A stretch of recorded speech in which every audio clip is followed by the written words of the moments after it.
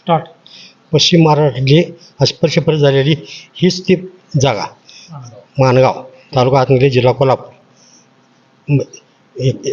31 मार्च 1963 रोजी महामानव बाबासाहेब डॉक्टर बाबासाहेब आंबेडकर यांचा पुतळा सूर्यपुत्र भैयाजी आंबेडकर यांच्या हस्ते उद्घाटन करून बसवलेला आहे. 1963 रोजी हा सूर्यपुत्र भैयासाहेब आंबेडकर यांच्या हस्ते 31 मार्च 1963 पुतळा बसवलेला आहे. हा शाहू महाराजचा पुतळा बसवता आला नाही म्हणून त्यांचं ते भाषण कोरलेलं आहे. शाहू महाराज त्यावेळी काय म्हणतात, तुम्ही तुमचा पुढारी शोधून काढला त्याबद्दल मी तुमच्या अंतःकरणाबरोबर अभिनय करतो. माझी खात्री आहे की आंबेडकर तुमचा उद्धार केल्यावर राहणार नाहीत. इतकेच नव्हे तर अशी एक वेळ ते सर्व भारताचे पुढारी होतील, पण ते जगाचे पुढारी झालेत.